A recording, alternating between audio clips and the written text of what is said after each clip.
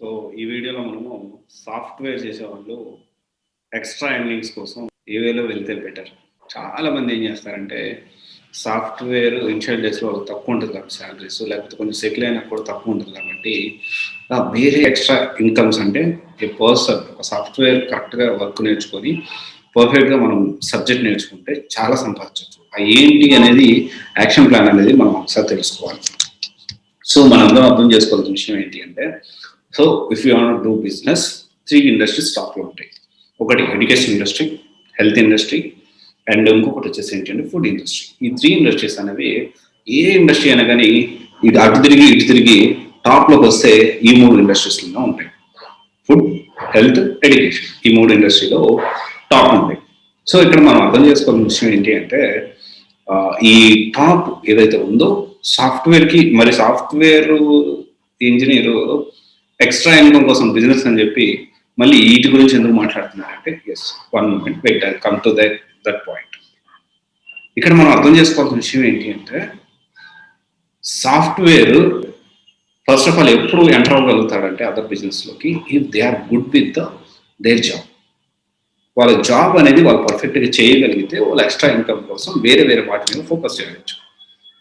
ఇప్పుడు example, so నేను first ఒక బ్రాంచే మనం పెట్టాము, ఒక చిన్న ఆఫీస్ పెట్టాము, దాని పెద్దదైంది. సో అక్కడ సరిగ్గా సక్సెస్ఫుల్గా రన్ కాకపోతే I cannot start a new business, లేకపోతే ఏ న్యూ బ్రాంచ్ల సైడ్ నేను వెళ్ళలేను.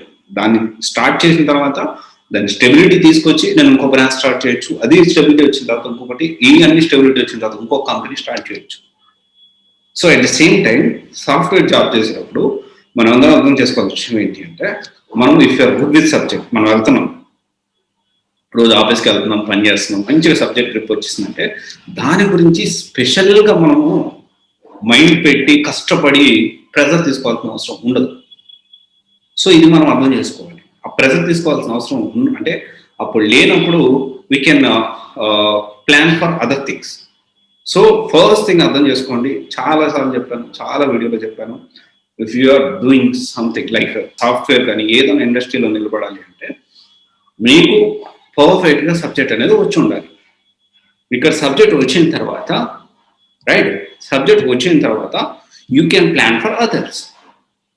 సో ఇప్పుడు ఈ సబ్జెక్ట్ అయిపోయింది. సో ఇప్పుడు మీరు ఏం చేయాలంటే మంచిగా ఫస్ట్ థింగ్ సబ్జెక్ట్ మీద గ్రిప్ తెచ్చుకోవాలి. మీరు చేసే జాబ్ మీద మీకు పూర్తి అవగాహన అనేది ఉండాలి.